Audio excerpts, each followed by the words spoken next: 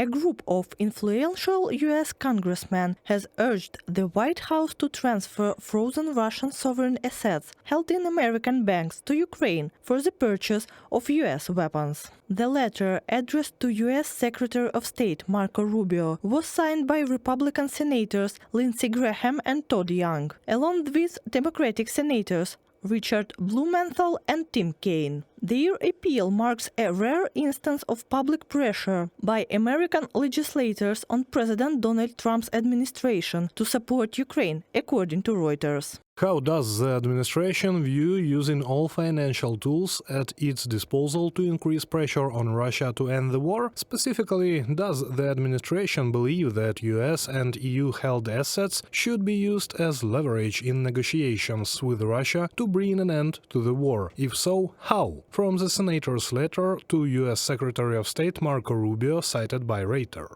In 2024, the U.S. Congress passed legislation allowing the president to transfer frozen Russian assets to Ukraine. Therefore, the issue is purely one of political will on the part of the American administration. In addition to demanding that Russian assets in the U.S. be allocated to Kyiv, the senators also urged the White House to convince European countries to take similar actions. Subject to EU law, Russia's assets should remain immobilized until Russia ceases its war of aggression against Ukraine and compensates it for the damage caused by this war, from the conclusions of the European Council summit on the European Council website.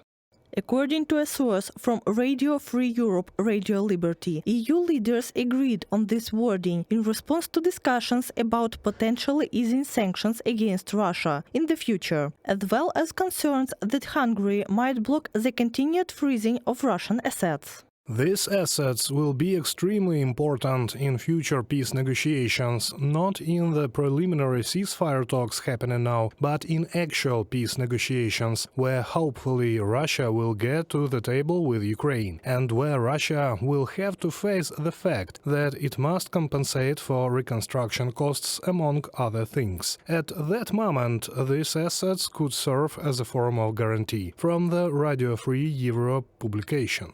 Following Russia's full-scale invasion of Ukraine, G7 countries froze Russian central bank assets, totaling between $300 billion and $350 billion.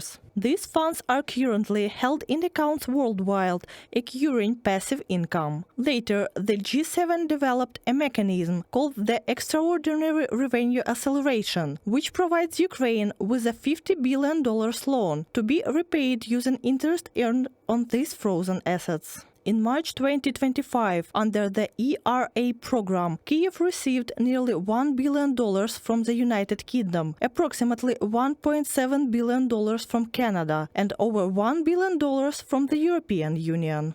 For Ukraine, EU leadership in the ERA initiative, the mechanism for using income from frozen Russian assets for our country's benefit is crucial. The funds Ukraine receives through this initiative are already being directed toward defense needs and essential budgetary expenditures for citizens. Our primary goal is the full confiscation of all frozen assets, which will serve as the main source of rebuilding the country. Under the G7 initiative, the European Union will allocate €1 billion to Ukraine each month from Russian frozen assets through November 2025. According to EU exclusive Vice-President for an economy that works for people, Valdis Dombrovskis. In December 2025, the remaining €6 billion will be delivered as a single tranche. Reported by Katerina Bastun, Valeria Nekipelova, UATV News.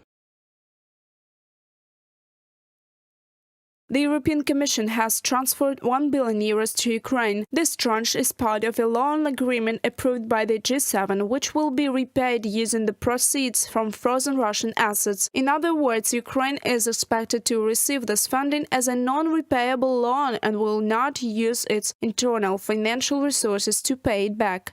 With today's payment of €1 billion, we are reiterating our steadfast commitment to Ukraine. We are helping the country's economy stay on course and rebuild critical infrastructure damaged by Russian aggression. We will keep supporting Ukraine as long as it takes. Ursula von der Leyen, President of the European Commission, in a statement on the European Commission's website. In total, the G7 has pledged $50 billion, or approximately €45 billion to Ukraine. The European Union's contribution will exceed €18 billion, with the United States contributing a similar amount. The remainder of the loan will be covered by the United Kingdom, Japan and Canada. Since the initiative began, Ukraine has received about €8 billion out of the $45 billion promised.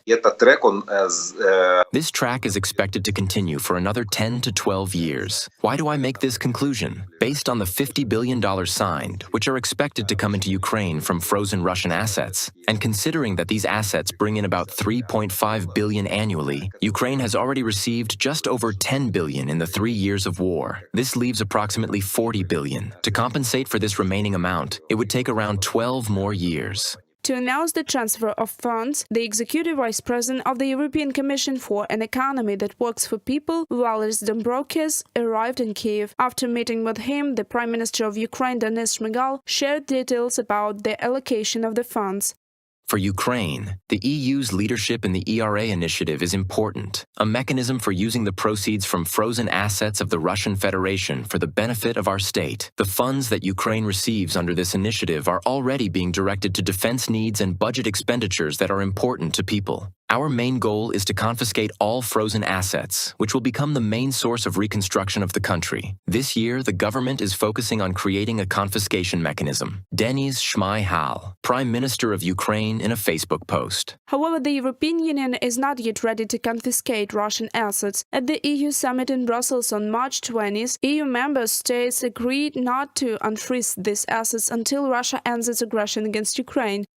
According to EU law, Russian assets should remain frozen until Russia ends its aggressive war against Ukraine and compensates it for the damage caused by this war. From the conclusions of the EU summit on the European Council website. Poland, the Czech Republic, the Baltic states and northern European countries consistently advocate for the confiscation of Russian assets to support Ukraine's needs. However, some EU countries consider the seizure of these assets a legally complex process. They are also concerned about the stability of the euro, fearing that such a move could set a dangerous precedent in international law and discourage investors.